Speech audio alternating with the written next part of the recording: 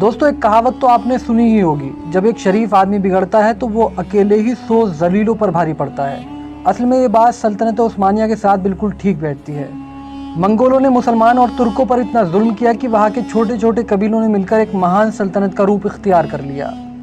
दोस्तों, अगर मैं असल में ये कहूँ कि ओटोमन्स को ओटोमन्स बनाने में मंगोलों का बड़ा हाथ था तो शायद इसमें कुछ भी गलत नहीं होगा।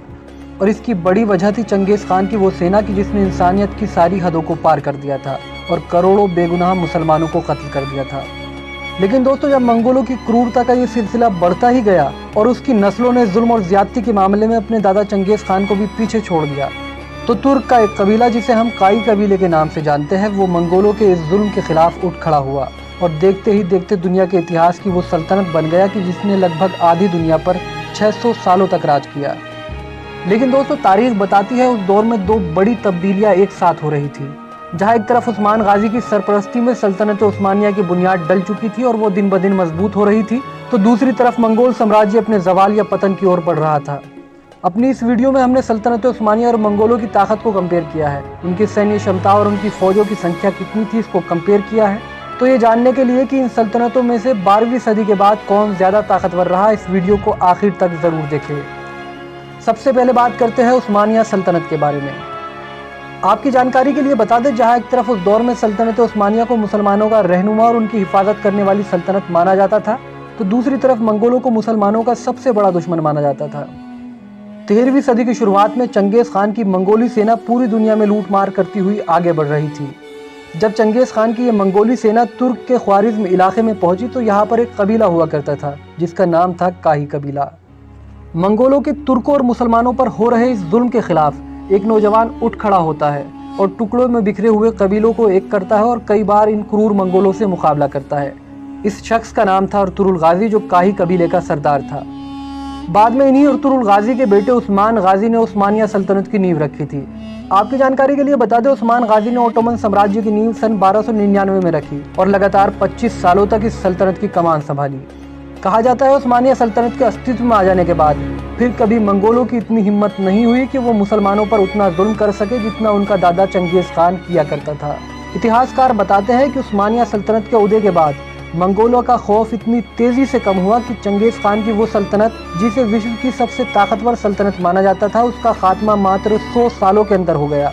जहाँ एक तरफ यूरोप और मिडिल ईस्ट में सल्तनत उस्मानिया अपने पैर पसार रही थी, तो वहीं दूसरी तरफ हिंदुस्तान के उस दौर के सुल्तान अलाउद्दीन खिलजी लगातार मंगोलों को शिकस्त दे रहे थे। दोस्तों, बात अगर सल्तनत उस्मानिया की सैन्य क्षमताओं की करें तो ये हर दौर में हर सुल्तान के टाइम पीरियड में अलग अलग रही। लेकिन फिर भी एक आकलन के मुताबिक जब 16वीं से 17वीं सदी में ये सल्तनत अपने उरूज पर थी तो इसके सैनिकों की संख्या लगभग 7 लाख से 10 लाख के बीच बताई जाती है।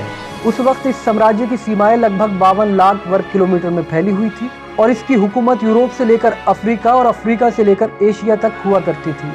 हथियारों की फील्ड में बात करें तो ये सल्तनत उस दौर की सबसे ज्यादा आधुनिक सल्तनत हुआ करती थी। उनके द्वारा बनाई गई तोपें, तलवारें उस वक्त पूरी दुनिया में मशहूर थी।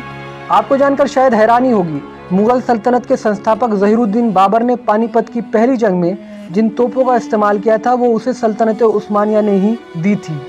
इस सल्तनत ने सन 1299 से 1922 तक लगभग 600 सालों तक दुनिया के एक बड़े हिस्से पर राज किया था। दोस्तों, दूसरी तरफ बात अगर मंगोलों की करें तो इनके बारे में एक बात बहुत मशहूर थी। इनके बारे में कहा जाता था कि जितनी तेजी से इस सल्तनत को चंगेज़ खान ने दुनिया में फैलाया था, उतनी ही तेजी से उसके वंशजों ने इसे खत्म भी कर दिया। आपकी जानकारी के लिए बता दें, चंगेज़ खान ने मंगोल साम्राज्य की नींव सन 1206 में रखी थी और 1227 आते आते उसने दुनिया के लगभग 22% हिस्से को जीत लिया था। बात अगर उसके साम्राज्य की सीमा की करें तो उसकी हुकूमत लगभग 3 करोड़ 30 लाख वर्ग किलोमीटर के हिस्से में फैली हुई थी, जो कि उस्मानिया सल्तनत से कई गुना ज्यादा थी। एक अनुमान के मुताबिक उसने अपनी पूरी जिंदगी में लगभग 4 करोड़ लोगों को कत्ल किया था।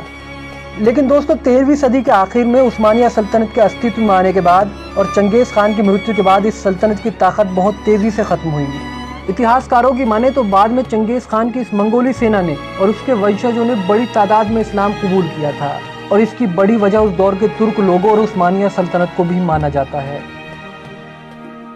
तो दोस्तों फिलहाल इस रिपोर्ट में इतना ही। अगर आपको हमारे द्वारा दी गई जानकारी पसंद आई हो तो इस वीडियो को लाइक करें और चैनल को सब्सक्राइब जरूर करें।